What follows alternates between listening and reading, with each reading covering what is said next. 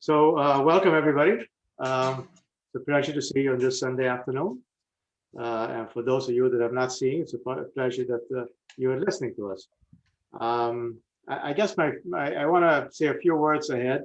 The first one is much thanks to David and Don. I think that we come to these things on Sunday, so we don't realize how much work David and Don put behind this. They talk about Sephardic world, which is really David and Don, and they do a great job. And I just want to, if we were in person right now, I'd say let's applaud, but we're not applauding.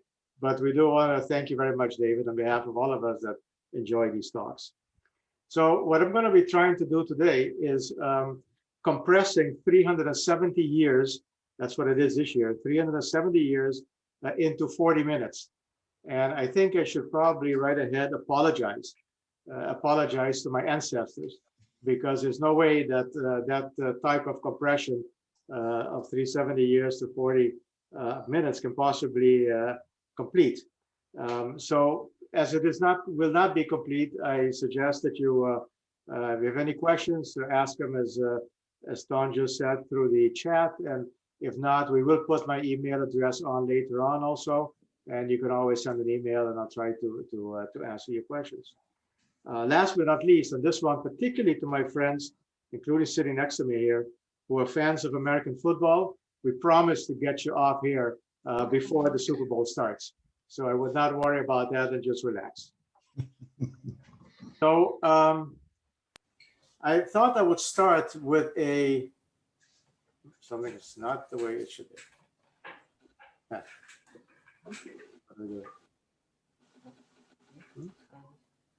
Here comes the problem. Okay. 1 minute. We're gonna have to do something here. On that. Okay. And then this one. Okay. So I'm gonna start by saying to talk about where in the world is Curacao. And many of you, if I look at the names, know very well Curaçao is where you are right now. For the others that have been here,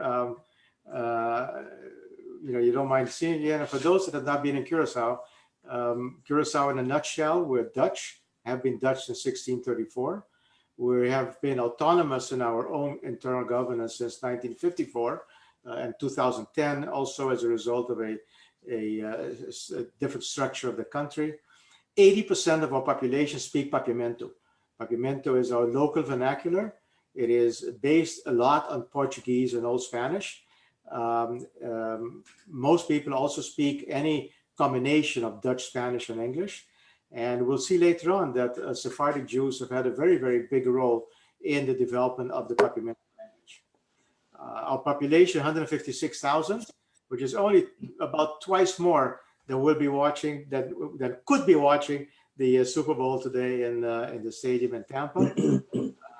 Our economy, heavily tourism, finance, and some industry. Religion, as it shows, predominantly by a long shot, a Roman Catholic.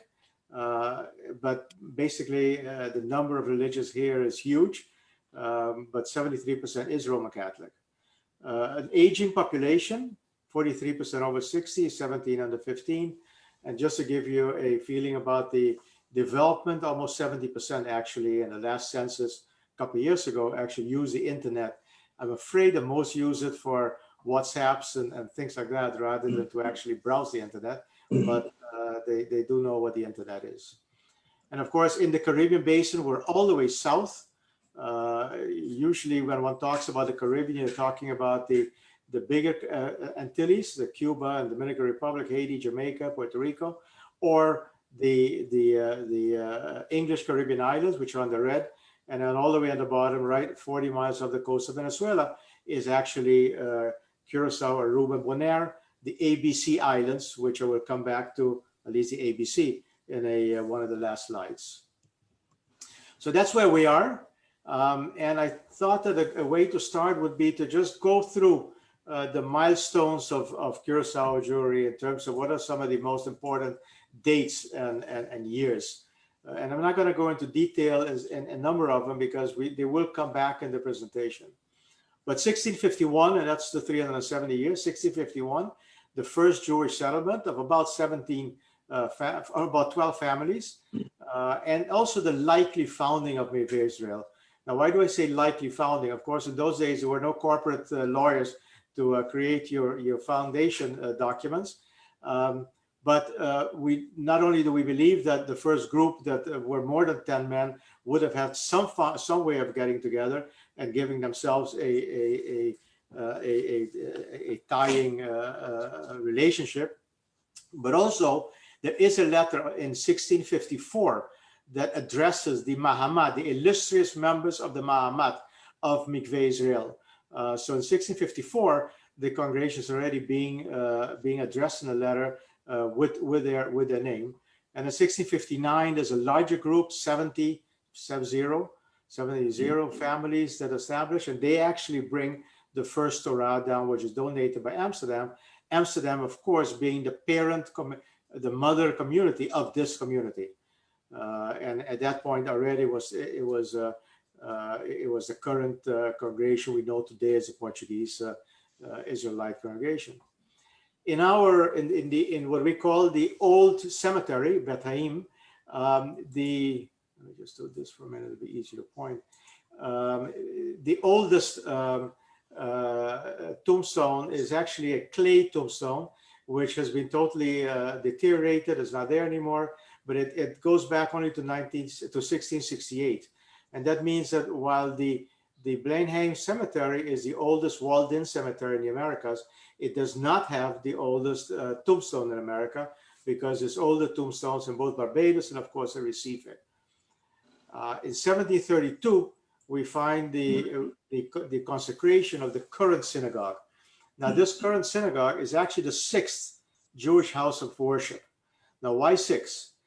When the first group settled in Curaçao in 1651 and 1659, they all settled in an area which lies about 2 miles north of the main city that was assigned to them by the West Indian Trading Company, which governed Curaçao. That's where the first 3 of their houses of worship were. And they were really that. They were houses of worship. But they were all near this area, about 2 miles away from the center city and north of the center city. Where the old cemetery is, the Beth Haim Blenheim, is also in that same area. Where you live, where your house of worship is, that's where you're going to have your cemetery also. So that's where the old cemetery is. Already by the end of the 17th century, so towards 1690, 1695, the Jews, the settlements realized that while they're there and while they were supposed to be concentrating on agriculture, that Curaçao really was not a very rewarding place to be conducting agriculture. And the reason, very simple: climatological as well as geological. It is not a good place for agriculture. So they started moving to the downtown area, and they started getting involved in trading. And that's where then the 4th and the 5th synagogues are in the downtown area. One was a house. The other one, built in 1703, was actually a full synagogue. And on that same spot where the 1703 synagogue was built, already by the end of 1720s, it became too small because of the growth of the Jewish population. And in 1732, then, on that same spot as the 1703 synagogue, the current still used every weekend, every Shabbat, every holiday synagogue was built, being the 6th house of worship. Now, it also remained the only Jewish house of worship, not only by the fact that it was the only one, but because of the fact that the Haskamot, the regulations of the synagogue, of the congregation, read that there could not be a second congregation in Curaçao. Now, there was an exception made to that, and that is the Neve Shalom synagogue, which is on the other side of the harbor entrance. It did not last long. It lasted only till 1818, but we will hear a little bit more about that later on. One of the key things about Neve Shalom is that it was founded on this other side of the harbor entrance after a lot of discussion with Mikvé Israel's main synagogue in the main part of town, and was basically totally controlled by this other larger synagogue. That led to an awful lot of fights, a lot of problems, and in fact led to street fights and street brawls, which finally had to be solved and peace declared by actually a royal decree out of Holland, because nobody locally, not the government officials locally, was able to have the Jews made peace amongst themselves. Now, the next royal decree that we run across is in 1825. And that is a little bit of a misleading one. The 1825 decree, as happened around the 1820s and 1810s, also with Jamaica and in Barbados, that's when or earlier even, that's when the Jews started getting equal rights to all other citizens. However, that royal decree is an interesting one, because it establishes, and the wording is that it establishes equal rights and emancipation of the Curaçao Jews, but it also reads that all privileges, licenses, and exceptions that have been granted to believers of the Israelite religion are withdrawn, abolished, and destroyed. With other words, the equality meant that, for instance, the internal self-government that had been in place since the 1650s was at that point also abolished. But there was something else that was done in 1825 in that same decree, and that is that it commanded, the royal decree commanded, immediate cessation of any assistance that civil authorities may grant to judgments provided by the Israelite Religious Board. So before, if the board were to want to eject a member or impose a small ban or even excommunication, the government would go along with that. As of 1825, it was not allowed to do that anymore. But more importantly, the application as much as possible of the Israelite religious organization in the mother country would follow the privilege, would follow also here. So the principles of government, the ritual that was being followed in the mother country, being Amsterdam, would also have to be followed in Curacao. So the royal decree established equal rights, it abolished privileges, and it placed Curaçao, the Curaçao congregation and community, much closer under the command, the control of the Amsterdam community. Now, that was one of the reasons. There were several reasons. We won't go into them. That in 1864, there was a schism. It led to the establishment of Reformed Community Emanuel, which was entirely composed of ex-members of Mikvé Israel. So it was, and as strange as it may sound today, it was a Sephardic Reformed community in Curaçao in 1864. It had to establish its own cemetery. That became the Reformed Cemetery in Berg Eltena, another part of town. And shortly thereafter, Mikvé Israel, the Orthodox community, also bought a piece of land adjoining the Reformed Cemetery in 1880. Now, when I say adjoining, it is because there was a wall in between. These were two side-by-side cemeteries, both of which were separately walled in. And we'll see a little bit further what happens to that. In 1932, the Ashkenazim formed their first association in Curaçao, Club Union, most of them coming here sometime after 1929. And the Club Union, this association, would later become the Orthodox Sharet Seder congregation, which still is a flourishing congregation and a beautiful synagogue outside, in the residential area, outside the downtown area. Now, in 1958, that same wall I just mentioned between the two cemeteries was demolished. And that had a symbolic significance. It meant that Jews, whether they're Orthodox or Reformed, could actually lie together in the same cemetery. And that led to Jews alive, not just dead, to also join in 1964. The two Sephardic congregations united to form the liberal Mikvé Israel-Emanuel, which in the year 2000 provided or went over to provide full participation of women in governance and in ritual. So these are kind of the milestones we can give a lot of more details, but some of this we will come back to. But it's good to have in mind how this developed over 350 years.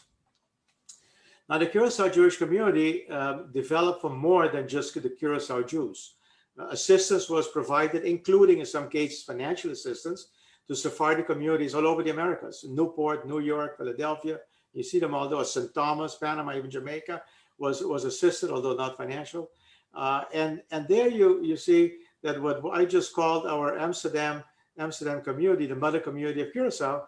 Curacao has been called by some historians the mother community of the Americas, precisely because it was involved in so many congregations. Now, Newport, we all know today as Soro.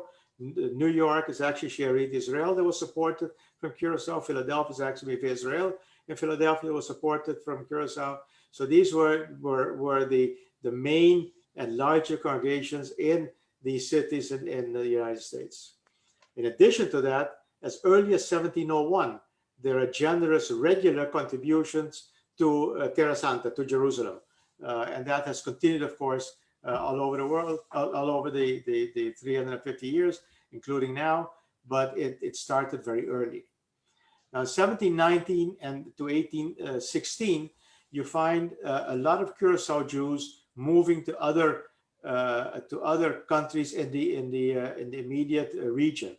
Now, this was due to the economic and other circumstances in Curacao. This is the period that there were revolutions in Santo Domingo and in Venezuela. There was French oppression in Curacao. There was English rule and occupation. There was a blockage of navigation restrictions imposed by the British, which very much affected the economy of Curacao.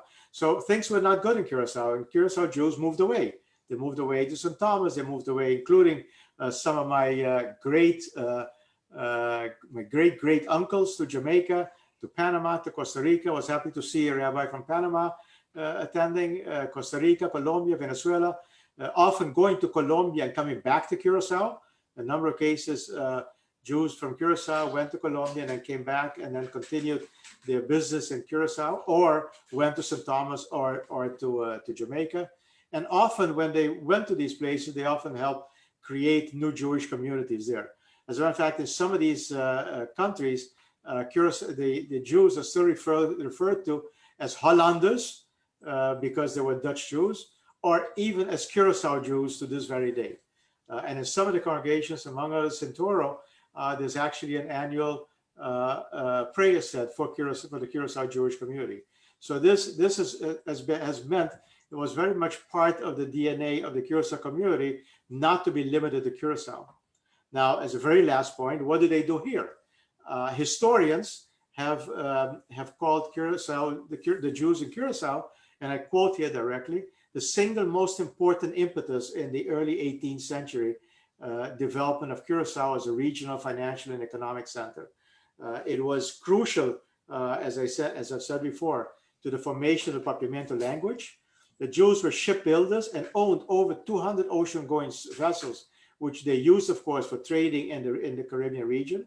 They were engaged in finance and insurance. They were very active philanthropists.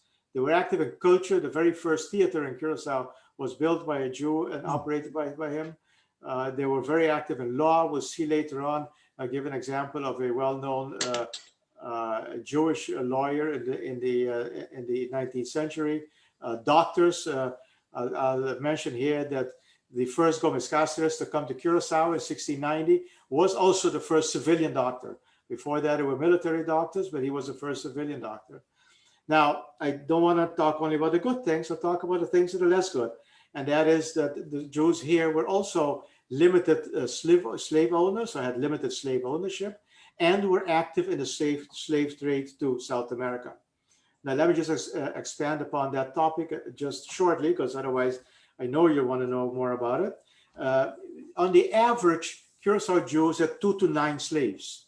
There were not the big plantations in Curaçao as there were in Suriname and in Jamaica. There was no sugar culture in Curaçao as there were in Suriname, Jamaica, Barbados. So Curaçao had no, because again, climatological and geological circumstances, there was no big agriculture. So where there were slaves, enslaved people, they were basically household enslaved or craft enslaved. So they work in the businesses, they work in the households, they kept the plantations going. Some people have argued that enslaved on the Curaçao plantations, which could be anywhere from 2 or 3 enslaved persons to maybe 15 or 20, were actually more there to help the woman of the house, the wife of the house. And why? because these houses, these plantation houses, were usually used as weekend places, a way to get away from the hustle and bustle of downtown. And of course, the place needed to be nice when the boss came, when the ownership came. So as bad as slavery is, it was not as horrible and as terrible as it was in many other countries where they were the exclusive workers, almost exclusive workers on very large plantations. That being the case, being a piece of property and being owned by somebody continues to be horrible. Now, the thing that bothers me a little bit, quite honestly, is that there was also, and this is not only in Curacao, but in the entire Caribbean, there are no known abolitionists. In other words, I would love it that there were Jews that were also strong abolitionists. There aren't any that other historians of the subject have been able to find. And amazingly, perhaps to some, but in Curacao, even the Jewish community as a community owned slaves. When abolition came to Curacao in July 1863, the Jewish community here actually as a community owned 5 slaves, 3 adults and 2 children of one of the adults. That's the part of the story of the history that is not a good one, but I think as historians, we also have to be honest to ourselves and not try to cover up those things that are less desirable or less easily talked about. So in Curacao, of course, all of this period of time has left a large number of what I've called the monuments of Judaism in Curacao. I've already talked about the Mikvé Israel-Emanuel synagogue. It's the oldest Jewish synagogue in continuous use in Americas. It wasn't rebuilt. It was obviously renovated, particularly one balcony that was rotted through was replaced, and some fans have been put in. So it has been slightly renovated, but it's basically the original old synagogue, which has been in continuous use over that full period since 1732. And it is the oldest Jewish synagogue in continuous use in the Americas as such. We call it our snoa, and the word snoa is a papiamento bastardization, if you want, of the Dutch esnoge. So in Holland they would call the Portuguese congregation the esnoge, and that esnoge somehow became snoa. Now, one interesting part about this is that the snoa in 1703, remember I said the 1732 is built in the same spot as 1703, was actually built right inside the city wall, and I really mean against the city wall. And there's something that peculiar about that, because by and large, if it wasn't a Protestant building, and if it wasn't something that had to do with government, usually the permits were granted to build outside the city wall. But this one was actually granted in 1703 to build inside the city wall, against the city wall. Some historians have actually interpreted that already then the Jews must have had influence on government to be able to get that permit to build there. The Reformed community I've mentioned was formed in 1864. Its temple was in use for almost 100 years and is now a government office. The old and the new cemeteries can be visited, and we'll talk about what they look like in a few minutes. The Jewish Culture Historical Museum is a living museum, living because a lot of what it has are actually artifacts that we use to today in our ritual, in our services. And it's right adjoining the synagogue. At the very, very first slide that had my name on it, you might have seen the entrance to the museum area, the patio area, and the building that it's in used to be a rabbi's home. So it's been in that building since 1970, and it's gone through a number of renovations most recently, and it's a jewel by its own self. The Charlotte Jewish neighborhood has been called one of the few still remaining Jewish neighborhoods, although not anymore with any Jews living there. It actually is where in the 18th century and the 19th century, Jews lived to be close to town. So after they moved from being 2 miles away from town to the area near town where their businesses were, this is where large buildings, large houses, large single residential homes were built. And a lot of them are now used as offices, have been renovated, and we're able to walk through it and tell the story of the Jews that lived there up to usually the 1940s and 1950s. Now then we get three that are open for not from a religious aspect, from a cultural aspect. The Monge Maduro Museum and Library, which I will talk a lot about in a little bit, is a plantation house of where four generations of the Maduro family lived. It's actually the archive depository or repository of the Jewish Community Archives. And I'll say quite a bit more about that in a few minutes, but just remember the Monge Maduro Museum and Library. Another plantation house, the Chobolobo Plantation House, is where the current distillery is of the authentic Curaçao liqueur, which is actually made with a Curaçao orange, a very bitter orange, La Raja. And the last one on here is a Bloomhoff Plantation House, a plantation house on the plantation Bloomhoff, and this has a very vibrant art center and nature walk, exciting nature walk from it. So these are what I would call the monuments of Judaism in Curacao, and you won't be surprised to hear that when there is a Jewish heritage tour for tourists here, these are the type of areas we go through with them, and there are 2 or 3 guides that specialize specifically in these Jewish heritage tours. So a couple of pictures, and you'll be seeing a lot more pictures from now on. To the left, the 1732 building, the synagogue. It's very large for our small community today. It is also very large and therefore very expensive for maintenance. But it's our pride, and it's one that we maintain with much pride and much love.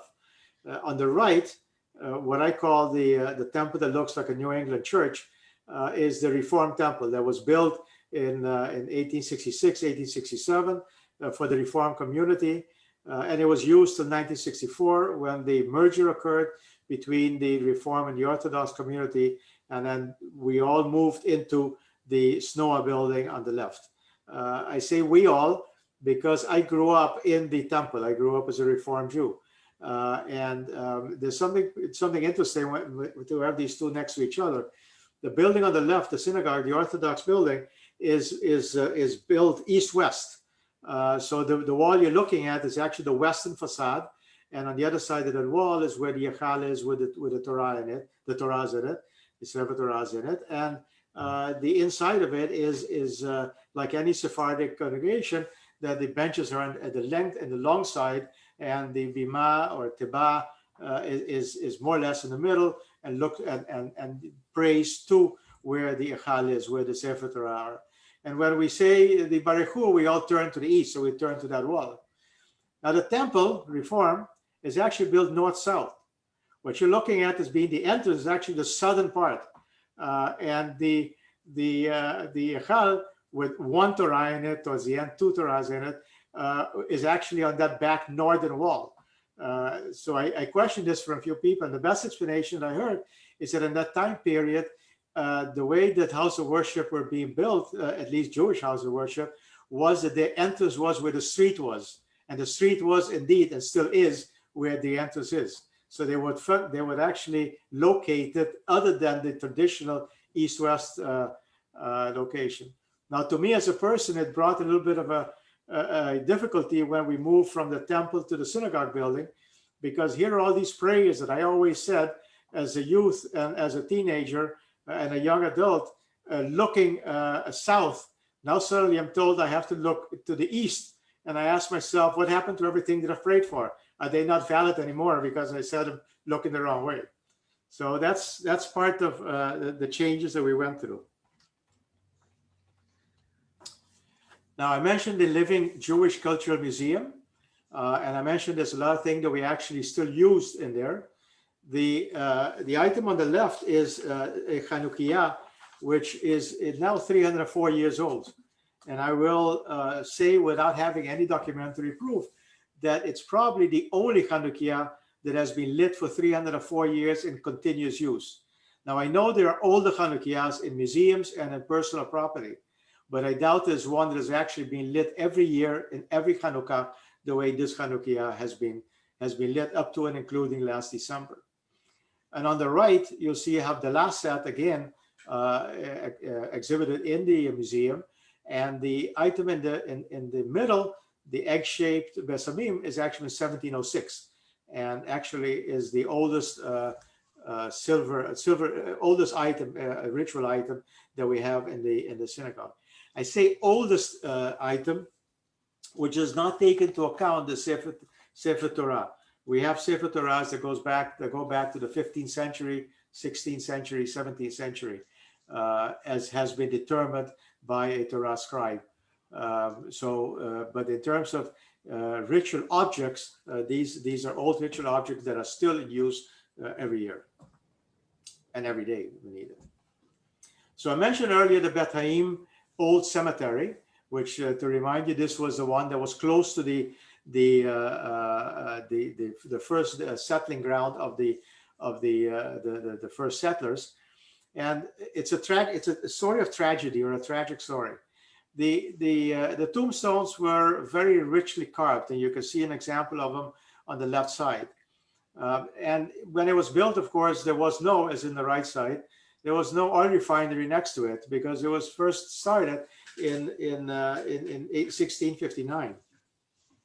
Now, the first piece of property was actually bought in 1659, and there were other pieces of property that were bought in 1879, and together it covers about 2¾ acres, and has been used by the Sephardim until the 1940s.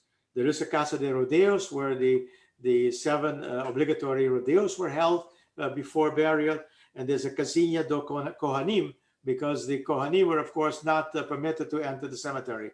So there was a special building, a 2-story building, where they could climb up to the 2nd story and see what was going on in the cemetery at the burial. Now, as I said, there was no refinery until 1915, and it was a pretty low-key refinery at that point. It actually started becoming a high-volume refinery in the middle 1930s to the 50s and the 60s, amongst others because of fuel that it was producing for the Allied aircraft during World War II. So in 1930, there was a complaint that since the tombstones laid flat on the ground and level with the ground, they were being covered by dirt. If there was erosion, the erosion will go over the top of them. People would walk on them. So we had a very smart board at that time in 1930s that decided to raise all the tombstones on concrete bases about ½ a meter high to be safe from soil and stones and visible forever, which is actually what you see on your right. Well, they were visible forever, but forever they're also were able to receive the toxic emissions from the refinery, acid rain, and other downpours that actually led to complete deterioration of the tombs. So what was very well intended in the beginning as a protection turned out to be a very poor decision that has really created what you see now: gray slabs with almost no possibility to read either inscriptions or see the beauty of the decorations. Now, one more word about this cemetery. As I said earlier, the cemetery was, as I said a few times, near the original settling area, which is about 2 miles out of town. And the way that they would get there when there was a burial would be using barges. So they would actually load barges, and there were large barges that would hold, there could be 15 to 20 of such barges that follow each other. And some of it may have up to 20 or 30 people on board, including, of course, a casket well covered in black and so on. And they would actually row with this, with a how should I say, with a march of canoes. They would actually row to the closest land tongue to the Blenheim Cemetery, and then walk actually up a hill with the casket in order to have the burial. So this was quite an event when it happened. It drew sometimes hundreds of people, but it was one that obviously also took a lot of effort. So that's how it continued till the 1940s. And just a couple of examples that have been maintained. On the left is a gentleman that was buried in 1717, Eliyahu Namias de Crasto, and his gravestone was together with about 5 or 6 other ones, were facsimiles were made of them in the 1950s when they were still, as showed, pretty good shape. And pictures were taken by Dr. Emanuel, who is the historian of the Jewish community. Dr. Emanuel took pictures in the 1930s and 1940s of a large number of the tombs as they were then, and the one on the right is. So we do maintain what they used to be like, but regretfully, when you visit them, the only thing to think of is how sad it is that that's what they have become. Now, then we go to the Bech Altera, the so-called New Cemetery. So again, the New Cemetery was started by the Reform community in 1864, and that's on the right. And you see all these Christian-looking monuments. Actually, there's other Jewish cemeteries throughout the world where you also find such monuments. So Curaçao, the Reform community was not unique there. But what is unique is that it's actually one that's not in this picture that actually is the face and the upper body of a person. So the one thing that, of course, is not allowed is to have anything that resembles a person. And that one, there is one grave like that, or one tomb like that. So this is the new first established cemetery, Emanuel, in 1964, in 1864. And as I said, in 1880s, Temple Emanuel, Mikvé Israel, the Orthodox, also bought a piece of land and put a wall in between, and the two cemeteries were next to each other. Now, why did they do that? They did that especially because going all the way to where the old cemetery was a hassle. People not only didn't want to be their loved ones to be buried so far away, they didn't want their loved one to be buried so that when they visit them, they actually are so far from home. They didn't want to have this division because remember, the Reform was also a Sephardic cemetery. They didn't want some family members buried in one cemetery that was 2.5 miles away from the other cemetery. So they decided, you know what, let's buy a piece of land right next to that Reform one, keep a wall in between so we can have different rituals. And different rituals they are, because on the Mikvé Israel Orthodox side, there is a Casa de Rodeos, and the tombs look as you see on the left. And they don't look like you see on your right, where the originally 18th century, 19th century Reform burials and monuments. So lots of monuments, lots of burials. Even we think there's 5,000 buried in the old cemeteries, and there's about close to 2,000 buried in the new cemetery. But where were they, and what did they do here? Well, if we look at the number of Jews in Curaçao, the very first Jew to set foot on the island was not one of those settlers, was actually a Jew by himself who was interpreted for the Dutch conqueror, who figured he's going to find Spanish-speaking people on these islands, and he brought along a Spanish interpreter. And that was in 1634. I've already talked about 1651 and 1659. But what's interesting, and I want to remind those that attend these Sephardic World sessions every Sunday, that not too long ago, a few weeks ago, we had a session about the fact that Amsterdam would pay to get poor Jews out of Amsterdam and to somewhere else, whether it's France or Suriname or Curaçao. Well, from 1697 to 1792, we actually had 140 families that came to Curaçao with financial support from Amsterdam.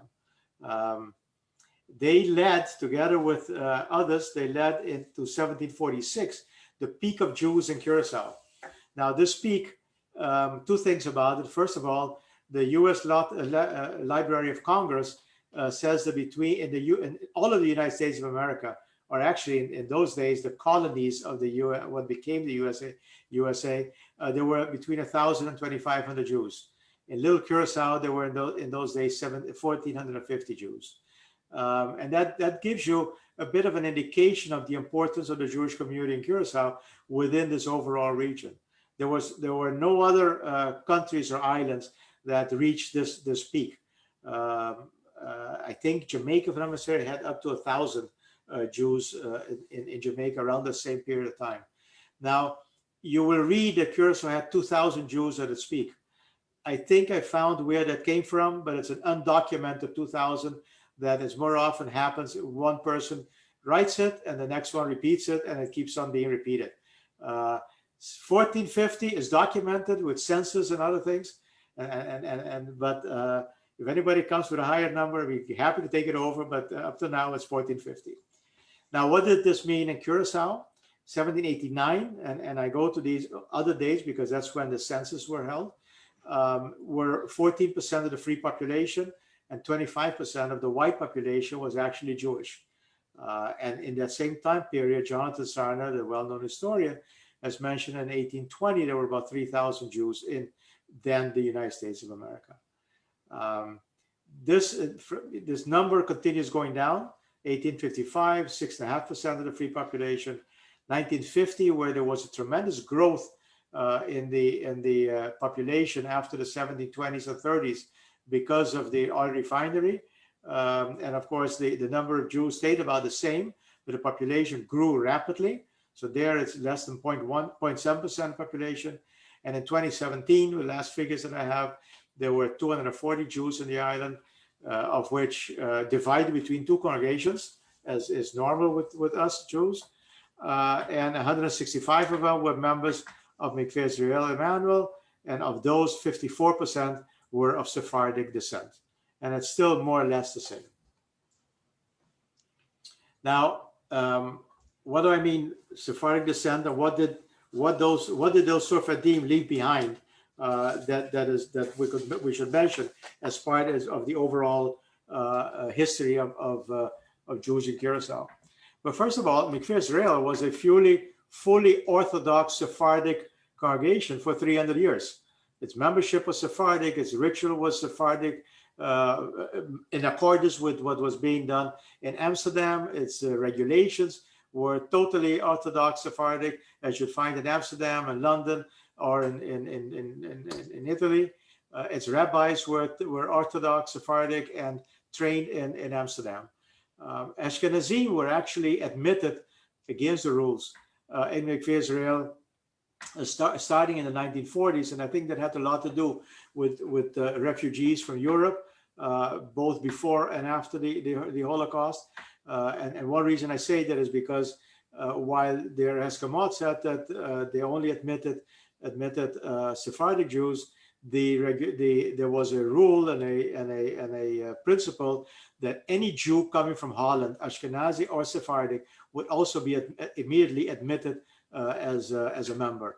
So there was also a specific exception made for Jewish Dutch people that came to Curaçao after 1940 or in the 1940s during the war years. Emmanuel was an early Reform community. It followed the ritual of the New York City's Temple Emmanuel. It made no distinction to gender or ethnic origin. When I say it followed the ritual, its regulation actually says our ritual is that of the Temple Emmanuel in New York City. And it actually remained with that regulation until the 1950s, almost 90 years, or 85 years. And at that point, it said, we are a Reform community according to the principles of Reform Judaism. And it used to call itself simply a Reformed Jewish community.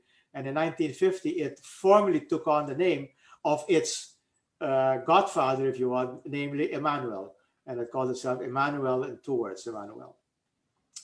Now, in 1964, under the leadership of a wise, motivated, energetic American rabbi, Ashkenazi rabbi, and to ensure the Rabbi Simeon Maslin, that some of you may know, to ensure the survival of Sephardic Judaism in Curaçao, it was brought so far that Mikvé Israel-Emanuel reunited in 1964 and adopted a liberal ritual.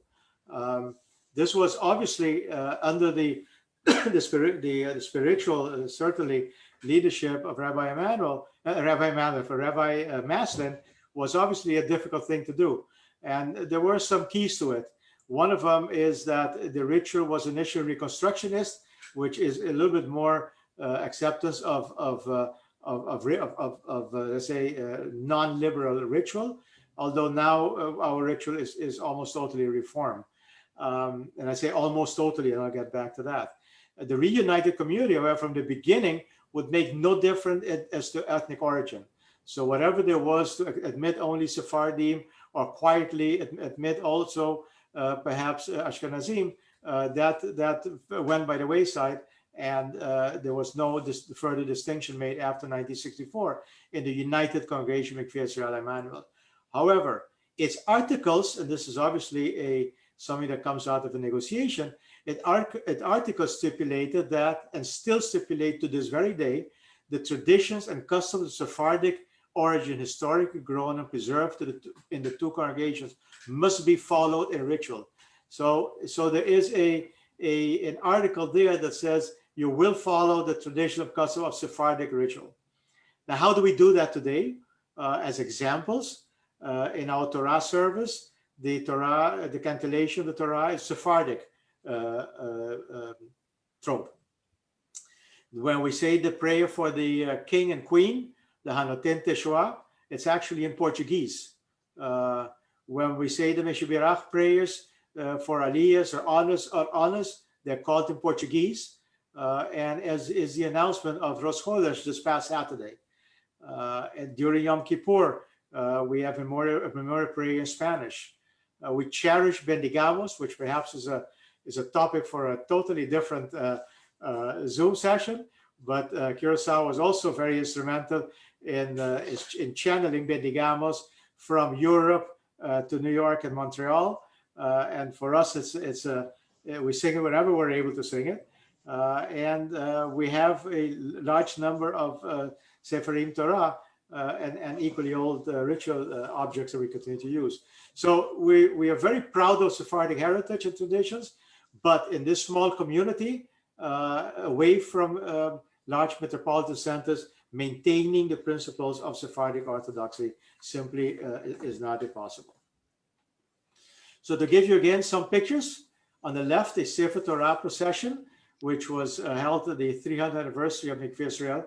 And I use this to actually point out not the number of Torahs and not the procession, but the fact that they're wearing a white tie and tails and high hats and top hats. And that is the way we still wear, at least the board members and those that have an honor on Kol Nidre, still today wear high hat and white tie and tails. And on the upper to the right, and I'm not sure, quite honestly, whether this was a Hanukkah or whether it was a lighting of Hanukkah candles during that same celebration. But you also see there a board member dressed with white tie and tails, and Rabbi Cardozo lighting a Hanukkah candle on the right. In the back, you'll see some of our Sepharim Torah with a beautiful silver Monim and crowns that also go back centuries, literally. So let's talk about archives a little bit. I want to remind you that we're going to first talk about what happened to these archives for 3.5 centuries. The first point to be made is that from 1634 to 1954, Curaçao was a colony. Now, what happens with a colony is that your own government is very much subject to whatever the mother country says. So our colonial reporting and registers all automatically ended up in Dutch archives. So we will see that later on when I tell you where they are. In addition, however, in Curaçao itself, the archives were often left in a disorderly fashion in the attic of the synagogue, all the way up there. The typical geniza, if you ever have seen one, that's where it used to be up there. Exposed to the humid and the hot tropical climate, and even in one case that I'm aware of, boxes that were under the wooden floor of an adjoining building that was also owned by the synagogue and rented out. And when that building was renovated and they changed the wooden floor, out comes, and this was in the 1950s, out comes these boxes with documents in them. So, there was actually no care of documents whatsoever, and I don't think we're unique there. The other thing that we're probably not unique is the documentation was even kept by members of the board of the Ma'amat, because the congregation did not have administrative office space or resources. So if you are a board member and you're coming to possession of letters that you write or receive, whatever, you take them home, and some centuries afterwards, somebody in your family decides old stuff the great-grandfather used to have, let's throw them away. and they get discarded. So that's really honestly what has happened. Sometimes crucial documents have regrettably been lost. They were not returned, they were discarded, they were destroyed, they were even stolen and even included in a Christie's auction in 1988. We were able to get those back. It took 2 or 3 court actions, but we were able to get those back.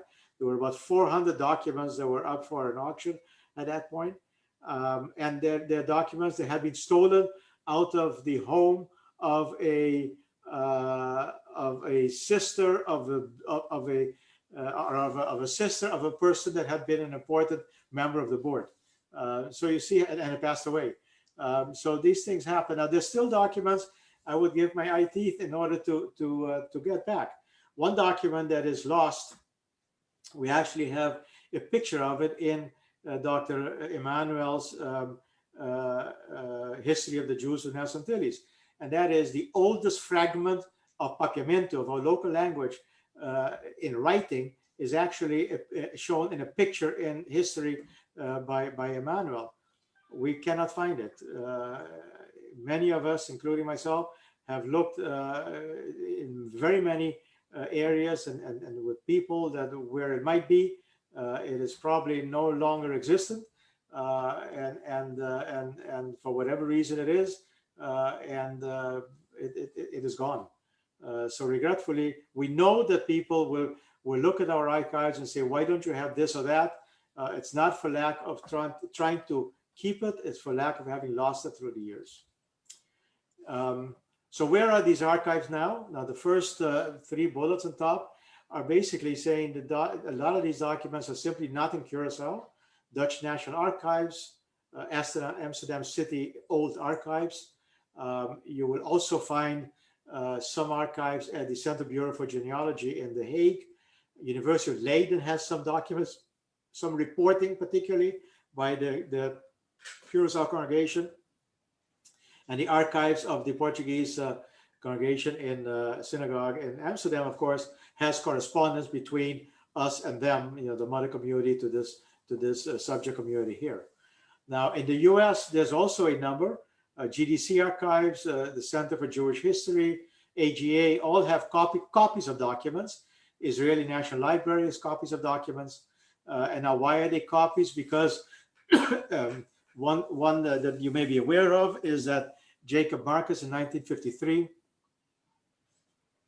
undertook a expedition to the Caribbean, Central and South America to make copies of documents to keep them at the American Jewish archives so that they wouldn't be lost to the world.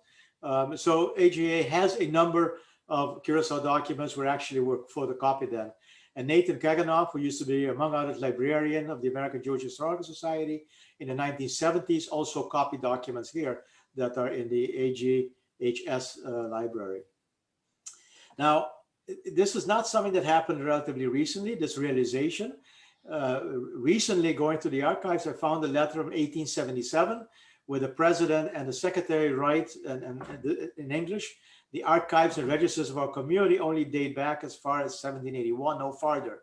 And why not? Because what was farther was that already in Holland. So those documents have been up in Dutch archives for a very long time. Now, what is in Curaçao has been inventoried by professional archivists, people from the National Archives of Curaçao. They're accessible for research, do require prior approval by the Directiva of the congregation, which to my knowledge has always been granted since 2010. The archives are kept in a state-of-the-art repository in the Monge Maduro Library. I mentioned that name once before. My next slide will tell you more about it. And managed by professional librarians and historians. The development of digitization plan is a priority to enable remote access, but I think that's going to take a while longer. And based on these archives here in Curaçao, we're very happy to have been able to issue over 1,000 certifications of Sephardic ancestry to people applying for Portuguese and Spanish citizenship since 2016. So what is the Monge Maduro Library? As I think I've mentioned before, it is a plantation house of the Rui Catoche plantation. What kind of plantation was it? Well, they did have some goats and some sheep. They grew some sorghum, but it was not one that would that would be commercially viable for its owners. But it was used as a home away from town by 4 generations of the Maduro family, and it will in April be it has been for a long time also a Monge Maduro museum that has been totally renovated, as has the house, the land house itself. It will be opening in April, and it's a jewel of a new museum that will be opening in that building in April. The building on the right is the Monge Maduro Library, or the pavilion of the library. It joins the plantation house right behind it. It is a building that was built between 2005 and 2010, opened in 2010. It is totally climate responsible. Actually has 3 different climate zones. The general area has 1 climate. There's an area with paper documentation, and there's the final depot that has a totally different climate setting again. So it's a totally state-of-the-art building, and architectonically also a very modern building. It joins the Monge Maduro Library. It is open on a daily basis. So I want to show you some documents from our archives, or from the Curaçao archives, that may for some of you, may be the first time you look at some of these documents. My favorite document is the one on the left, the Escamot of 1759. I just love, and I've used that in more of such presentations. I love the way that there is a decoration on the cover, but if you can read on the second picture there, the second copy, you can read that it says Reglamentos and Escamot, so regulations and Escamot of the Nação Judaica Portuguesa de Curaçao, of the Curaçao Jewish Portuguese nation, reviewed, revistos and aprovados, reviewed and approved by the Parnassim of the Nação Judaica Portuguesa de Amsterdam, by the Jewish Portuguese Amsterdam Parnassim. So, part of what I've talked about being the mother community to this community, extended to, and this is of course in Portuguese, to approving the government, the regulations of the congregation. If we move into 1825, after the so-called Equal Rights Decree, you will find that not only did they have to be approved by the Portuguese community of Amsterdam, but they also had to be approved by the government, by the governor. The Ketubah 1832 is one of many, but it's also a beautiful one that is in the archives. And then you have all of these minutes books where minutes were written in longhand. They changed from, in the 1850s, they changed from Portuguese to Spanish, and Spanish became the majority language amongst the Jewish community. And when you go through there's also books of correspondence, and when you go through those, you find the same language issues. Now, there are, of course, many registers. This is just one that we made a copy of, or that the library made a copy of for me for a particular reason. It is the membership register of the congregation in 1855. And the peculiar thing about this is that they put not only the members' birth date in both the Hebrew calendar and Gregorian calendar, but also would go back later on and added when that person passed away. So the geboren, born, for those of you that don't know Dutch, is of course entered right when the name is entered, and the overleden, passed away, would be entered later on after the person had passed away, of course. And of course, also there are also ketubah registers. This is not a particularly well preserved or conserved one, but 1781 to 1811 marriages are mentioned here, and it's good enough so that you can read and decipher many of the names: Sasso, Pinedo, Valencia, Marchena, Aboab. So you can see the names in that second category, and you can pretty much decipher. Emanuel called the Memorias Curiel and Memoria Senior indisputably the most precious documents at the Monge Maduro Library. Now, what these are basically are listings of events or of people. The Memorias Curiel were composed in 1739 and covers accounts of Jewish events starting in 1674. And the Memoria Senior, composed in 1763, list spiritual leaders and members of Muhammad from 1674 to 1810. Now, these two memorias, journals are not the only ones that exist. They're the only ones that we have in Curacao in the Mogumadoro Library or the synagogue archives.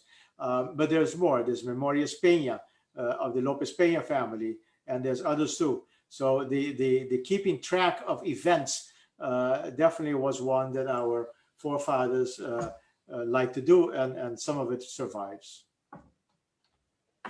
So some final thoughts. I have more often and will again call the survival of Sephardic Jewry for 370 continuous years a modern day miracle on a small Caribbean island away from metropolitan centers. I mean, to me, I have no other explanation about why this community has continued to exist continuous years without ever losing it, without at any point in time having a closed synagogue.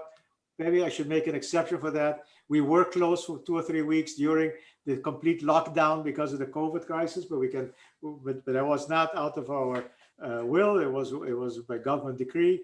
But basically, 370 continuous years on a small Caribbean island doesn't just happen. And to me, it's a modern day miracle, and a miracle that we must respect. But with the world becoming smaller, education global, immigration easier, career options greater in other markets, the number of Jews on a small Caribbean island, I'm not just talking about Curacao, dwindles, and survival becomes a continuous struggle for financial reasons, but also for people reasons, also for reasons of forming a miyang, also for reasons of getting young people to be part of the board, and to take activities. So survival does become a continuous struggle in our countries.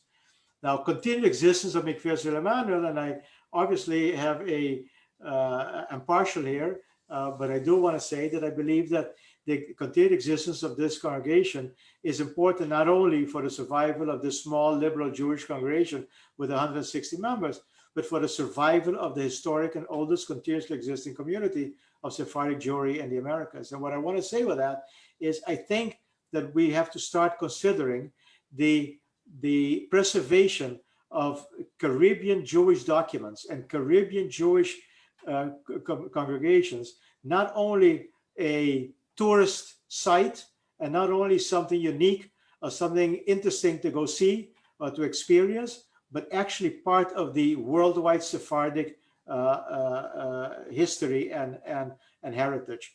And if that's what it is, then I think many of our islands in the Caribbean will be looking forward to support for digitization, for archival storage, for inventarization of archives, for preservation of documents. I was going to end with this slide until Tuesday. And Tuesday, something happened that had nothing to do with our congregation, but has everything to do with the Jewish community and a little bit to do with what I just finished saying. For those of you that follow the American network, very popular quiz program, game show, Jeopardy, this will not come as a surprise. But one clue on Tuesday night on Jeopardy was this one. This sea in the ABC Islands of the Caribbean has the oldest continuously inhabited Jewish community in the Americas. What is that sea? Now, it was answered incorrectly by the player. He said Costa Rica, but obviously that sea is Curaçao. So what I want to say is that if I talk about a worldwide Sephardic importance for this continuously inhabited Jewish community, it's not something that we Jews only know about. It's something that is popular and wide listened to and watched programs Jeopardy would actually use in their programs. So with this, I will be ready to questions and to any comments you may have. Thank you very much. And yeah, that was incredible. It was also our best attended talk ever. We actually have more people on Facebook than here.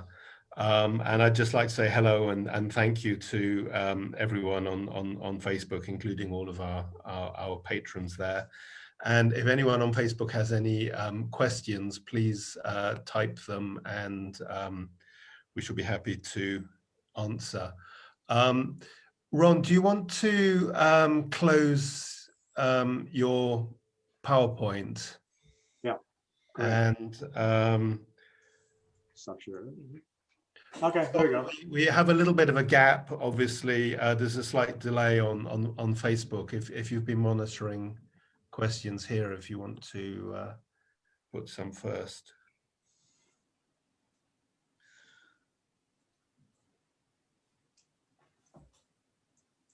Okay. There's a remark early on during your presentation, Ron, about the Jewish community of Curaçao helping out Cubans fleeing before Fidel Castro in 1965. Susanna is very grateful to your community and still has fond memories of it, of your kindness. Thank you. Maybe I should say something about that. It actually, as you say, in 1965, a ladies' committee was formed. My mother was very much part of it, and the Cuban families that came here, in the end, all emigrated to various countries around the world, including the United States. But we do keep it. We do have it as a very special time of the year of our history. Yes, like I said, the history is incomplete as I brought it. That's an important part of it.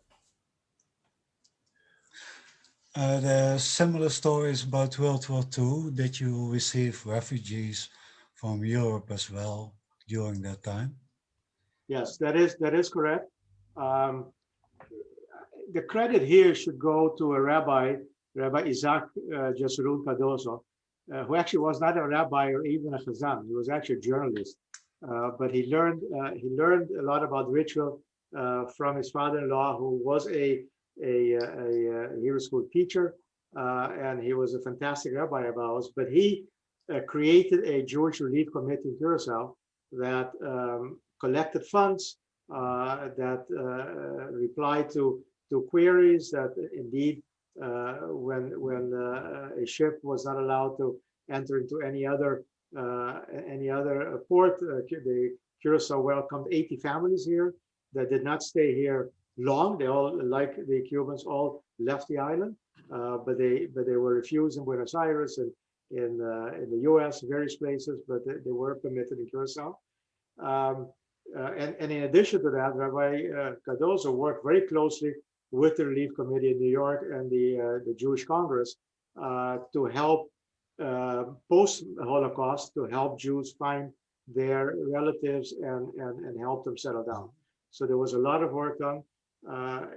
Nobody has ever written the tremendous work that Cardozo has done. I'm trying my hand at it. If so, a few years from now, maybe we could be talking about that. Okay. Can I just jump in, because there's a lot of questions on Facebook.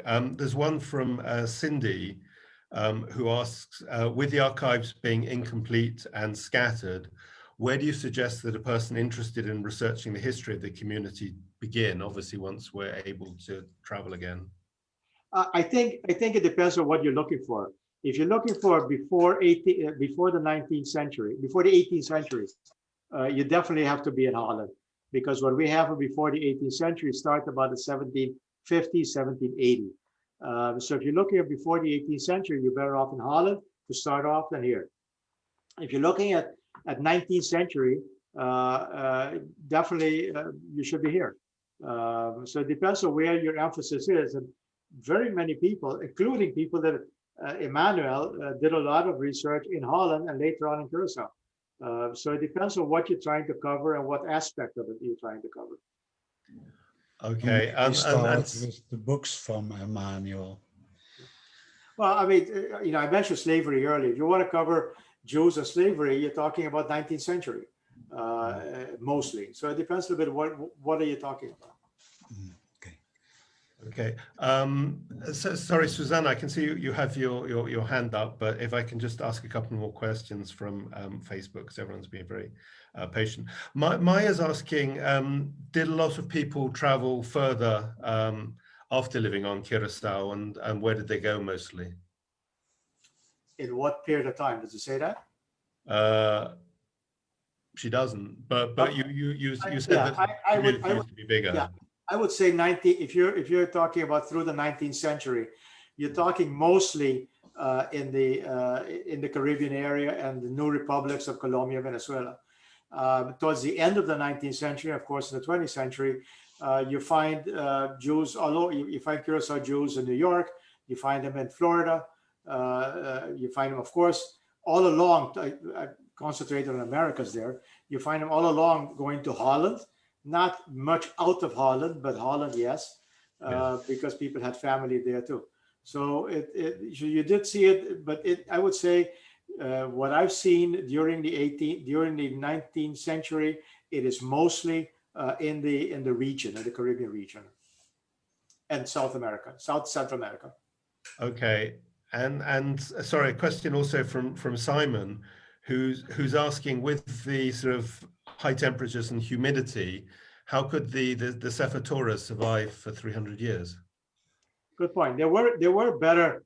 That's a good point. They were better kept. For one thing, they were regularly opened and used. They were also, by and large, the parchment used for the Torah is thicker than paper that you're actually writing letters on or writing minutes on in a book. So it will last longer. Also, in the Echal itself, there has been a moisture indication, and for decades, long before we got to actually archiving papers, there was a better climate created within the Echal for the Torahs.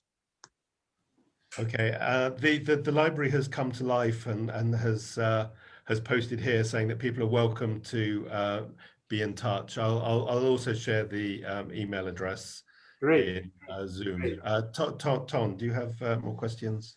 Yes, there was a question about the refinery. Is it still in operation and is it still doing damage to the cemetery? That's a very good question. It's difficult to answer with one sentence.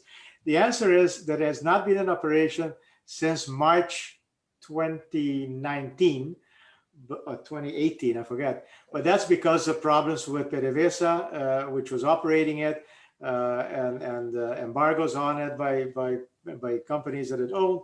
The contract that the government had to operate the refinery ended at the end of 2019, and there's still a government group that is trying to negotiate a new operator for the refinery.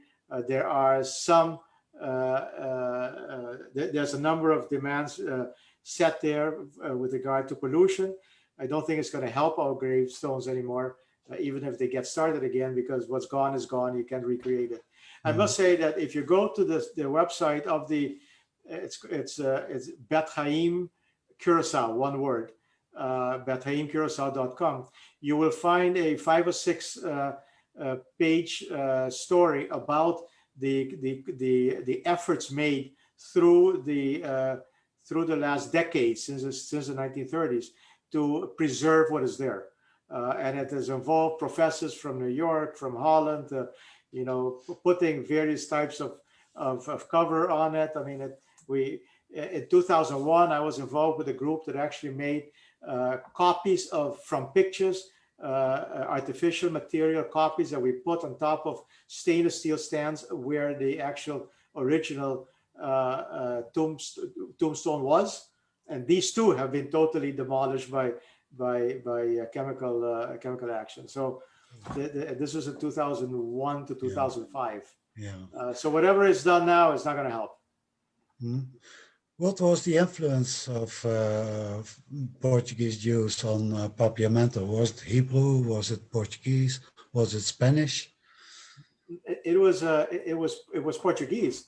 Portuguese. I mean, you basically have to think of the fact that slaves coming to Curaçao and slave people coming to Curaçao were basically coming from the west Portuguese coast of Africa, or the islets of the west coast of Africa. The Jews here spoke Portuguese, so the language developed using African sounds, but a lot of Portuguese words or words derived from Portuguese words. So it was easier, and you have to remember too that in that time period, the free people that were not the freed slaves, but the white population of Curaçao was basically Protestant Dutch or Sephardic Jews. So which would be more easy communicate with the slaves? It would be, of course, the Sephardic Jews who spoke Portuguese also. So that's how it got started. Now I must say that I'm speaking rather lightly and in shorthand, because to this day linguists are arguing about exactly how it got formed or not. But there's one thing that nobody denies, and that is that there is a very large Sephardic Jewish influence, and there's books written about words in Papiamento that have a direct Sephardic and Hebrew connotation. Here's a question that goes to the heart of the problems nearly all Sephardic communities have. Do younger people leave because of assimilation, intermarriage, or did they leave the island altogether? Are there also young people who left the congregation and stayed on Curaçao? There are, thank God there are. But a lot of them stayed away. In my case, I have 3 children. They all stayed away, but they're interested enough to be watching us right now, and I'm happy for that. But they stayed away, and I think it has to do with the economy. I think the main reason is the economy, career potential, career possibilities, especially if you finish your studies in the U.S. or in Holland. The career potential, both in Holland and in the U.S., is much larger and much more exciting to a young person that just finished university than perhaps it would be in Curacao. So I think it's mainly a question of economy. Are there young people that came back? Yes. I'm not that young, but I came back after studying in the US, as did a brother of mine, also came back. But by and large, I think it has to do with the economy more than it has to do with anything else. Okay. Question about the archives. Has anything been digitized yet? Yes, but it is not. Well, there has been some digitization, but there has not been the archives that you're looking for. One of the things that is unique in the Monge Maduro library is that the gentleman that started it, Mr. Monge Maduro, who started this as a teenager, and his wife later and his daughter later, started collecting every program, every event they went to, every menu, every dinner they went to, and these are, I mean, the shelf full of these things, and there's for instance every single program that's been accumulated for about 150 years has been digitized. Program of cultural events, program of music events. Who was there, who were the actors, who were what kind of music was played, and there has been study of the Jewish, the life of style of Sephardic elite in Curaçao based on that documents like that. And one of them, for instance, there is an invitation for one of them is an invitation of a wedding, and it says "Criadas no permitido." In other words, don't bring your maid. And actually on the invitation. So when things like this happen and things like this can be studied, you get to know how people lived. Now, so though a number of those have been, or many of those have been digitized, but not yet the important thing of registers, letters, documents, minute books. Those have not yet been, but there is a process that hopefully will lead to that. Yes. You mentioned Rabbi Cardozo. Yes. Can you say something more about him? Was it Lopez Cardozo? Jessarun Cardozo. Jessarun Cardozo. Different family. Actually, there were 2 of them here that came after the war. Where he came, his brother was a lawyer and actually a member of the Parnasim of the Portuguese community in Amsterdam. A member of the Parnasim there, and also a graduated, that's Chaim, a graduate. He was also a graduate teacher. Came as a lawyer to Curaçao first, and later on his brother joined as rabbi or minister, as they call him at the very beginning, ministro. And later on he started using the title rabbi, and he deserves that, by the way. But whenever he was not on the island, which could have been to going to New York to meet with the World Jewish Congress right after the war, his brother would actually conduct the services. And when he passed, he moved to Israel for health reasons, the brother took over the congregation. So it's actually a brotherly act that is very unique, and that's just Runkadosm. Okay. Doc and David. David has some questions on Facebook. Okay. So several questions. Actually, the first one, Tom, may be equally for you from Suzanne, who's asking, is there one definite place to see records of Jews who are part of the Dutch West Indies Trading Company? Sorry, say it again. I'm sorry. I didn't. She's trying to find out where the records of the Dutch West Indies Trading Company is. Is that going to be in Amsterdam or? No, they are in The Hague. Okay. The old West Indian Company, those archives have been digitized and are available through the National Archives of the Netherlands in The Hague. And there's another important set of documents which are called so-called liasses from the Staten-Generaal, the States General. And the States General kept a dossier about West Indian Company affairs. And this comprises also some 150 years of history. And they are also digitized and also available through the National Archives in the Netherlands in The Hague. And they are digitized, so you can browse them for free. Thank you. The National Archives and the Royal Archives, the Koninklijke Bibliotheek, library, has done a tremendous job at archiving. And we kind of hope that they will be able to give us a hand down here too, because they've done a really tremendous job in archiving. Paul asks that you mentioned shipbuilders, which he wasn't aware of. Are these people sort of funding ships to be built in the Netherlands, or are these ships being built in Curaçao or ships built in Curaçao, very close to the little water you see behind my face there, my body there. They were just built in Curaçao along a quiet inlet that connected directly through the harbor entrance, and the ships were built right then and there, and they were mostly built by Jews. Obviously, this is one area I mentioned: craft enslaved people. This is one area where there were craft enslaved. But the other area, and this is kind of interesting, the other area is that there were also enslaved people on some of these ships.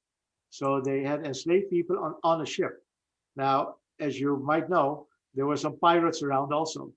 And when when pirates board a ship, they would have a right, according to the then existing laws, of all properties on the ship.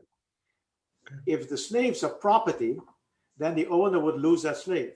So before slaves actually went, enslaved people went actually on ships, they were actually freed for the period that they were on the slave, so that on the ship they were free persons and not be part of property taken over by pirates.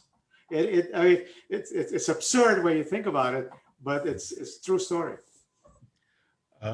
We have a message from Sydney Korkos, and hi Sydney.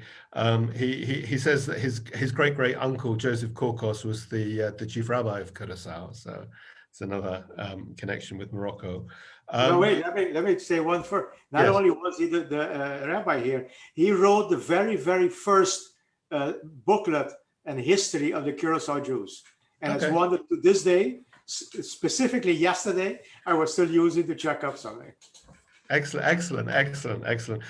And Sydney is actually also writing a book at the moment. So several people are asking about researching genealogy and Portuguese nationality and so forth. If they want to send a message to Ton and myself, that would be great, because obviously that work is how we fund this.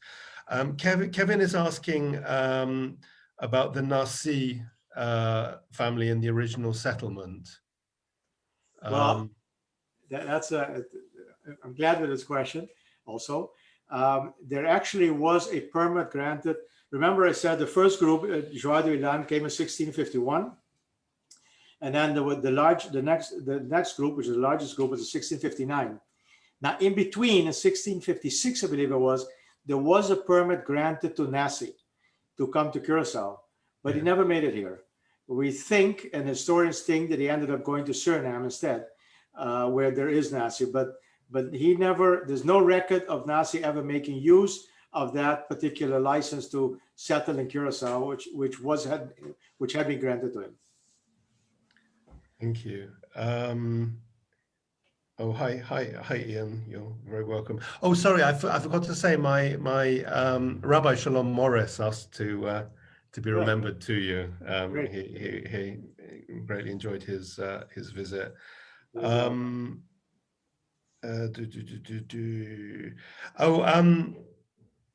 Karen's asking if you can speak Papiamento to us, so that we can hear the sound. Pico e que mi bisa. Mi papiamento en ter dia, pero mi sakike que mi bisa. Translate that. Yeah, what Kiko porque mi bisa? What do you want me to say?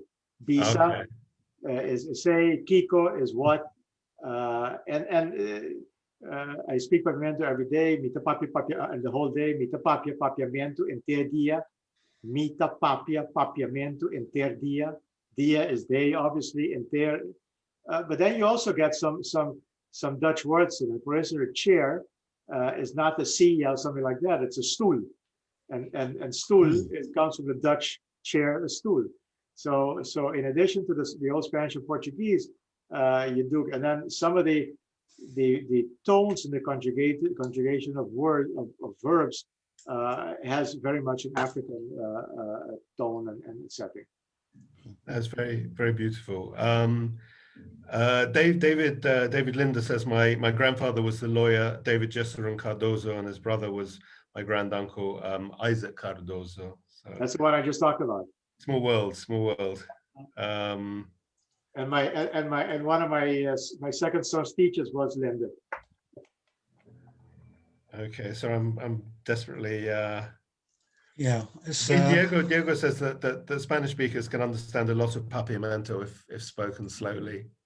Yeah, that's true, and it's absolutely true. And even go further, you know, people that come here that would like to learn Spanish, and I happen to have one friend right now who would like to learn Spanish and Papiamento, but she says to me, and she's right, I cannot do the two together because I get them mixed up.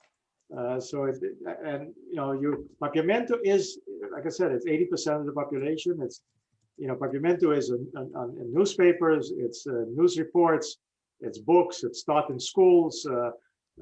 So you're better off learning Papiamento, and then you add a Spanish to it later. Okay, we have. I not really on topic, but Diego's asking whether you know the pianist Harold Martina. Oh yes, definitely. Harold Martina is a very famous pianist from Curaçao. And by the way, Curaçao Jewish family, ultimately, and he has spent most of his life in Colombia. I think he's in the States right now. I think it's around Houston where he's living now. But he's a marvelous pianist. Okay, Ton, do you have more? Yeah, one more from Luca Ascoli.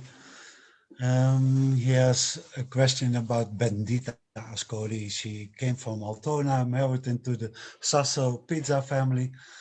Were there close contacts between the Curaçao Sephardic community and the Altona one? Not that I am aware of. I mean, I don't know of any contacts, but I would have to look that up. I mean, if I get a copy of it, I can look it up and get back to him. Yeah, I'll get back to Luca on that. And well, that's about it. And I think one more question from Facebook from Ivo is asking, are there any surviving families on Curaçao from the families that were in Brazil? That's a good one. Yes. I don't know, because I would have to get a list of the Brazilian families in the 1659 settlements, and then see who is still has family there. I don't know.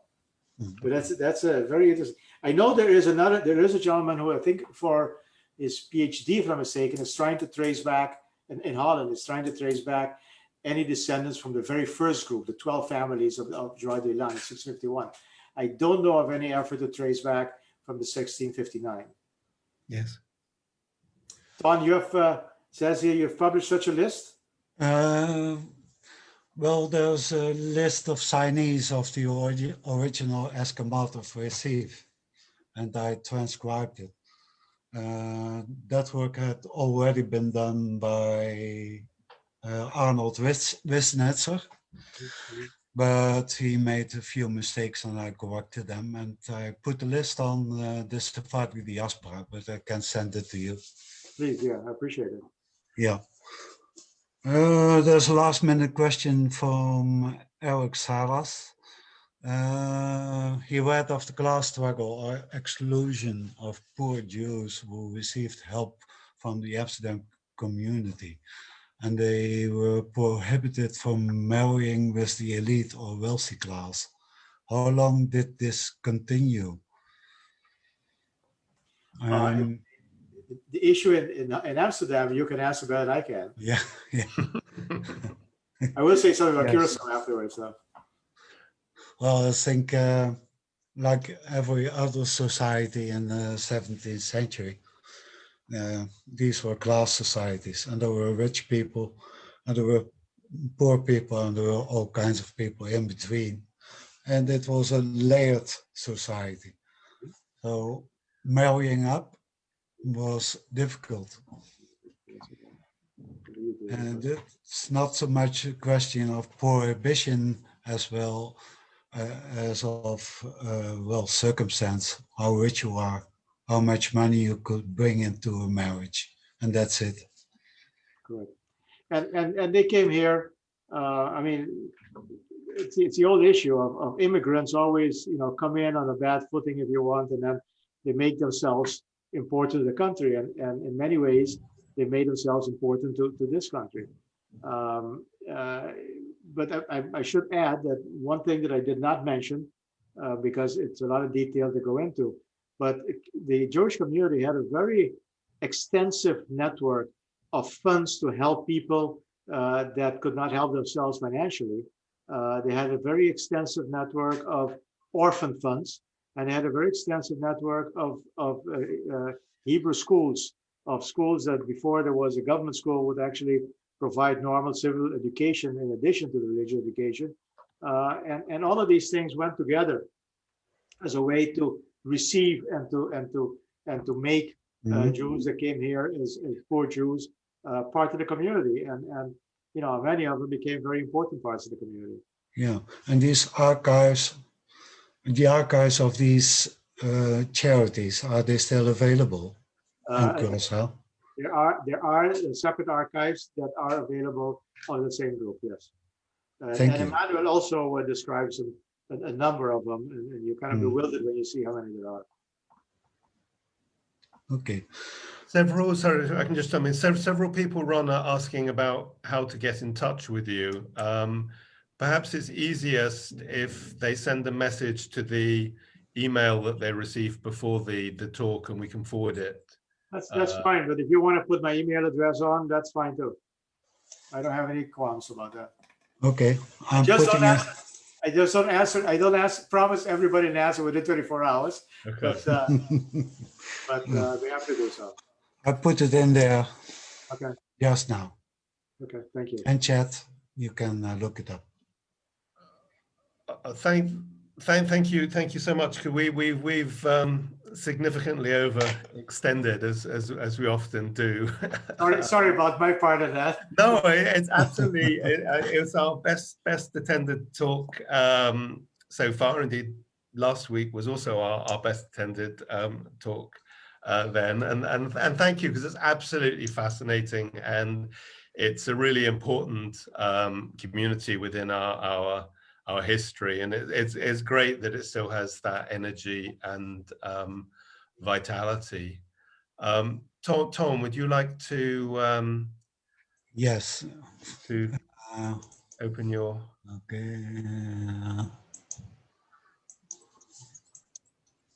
Okay.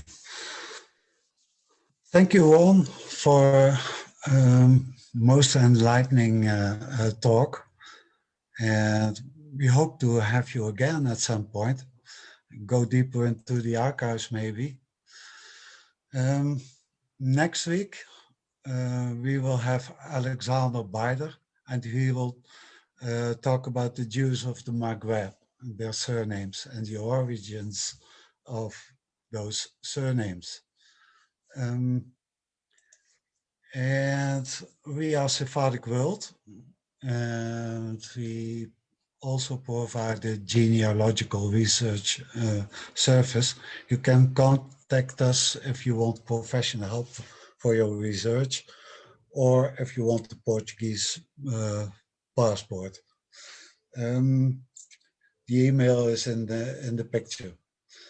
And lastly, we thank our patrons, without whom we would be nowhere, and who support us with small to big amounts of money that go far away to cover our costs. And thank you everyone for attending this very lively meeting, and hope to see you next week. Thank you, Ron. In Thank his you. email, please. His email. The email of Ron is in the chat. I looked. But I can't send No, it. it's not. Not. I put it there. It didn't come through. Sorry. Okay. Maybe you posted as a private message to somebody else. That should be it. Yes. We still have time. Okay. I'll end this presentation. Go to chat. I think. De chat, ja, dat is Okay. op je machine bijna alleen. To everyone. It should now be there.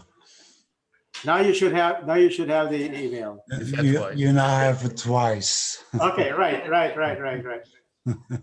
And they're the same actually, so. Yeah. Great. Thank you, everyone. Ron, check your email in a couple of minutes, and Tom will send you an invite. Thank you for absolutely brilliant talk. It was great, and thank you also, as Tom said, everybody who came, and we look forward to seeing you next week. Bye bye. Have fun. Thank you very much. Thank you.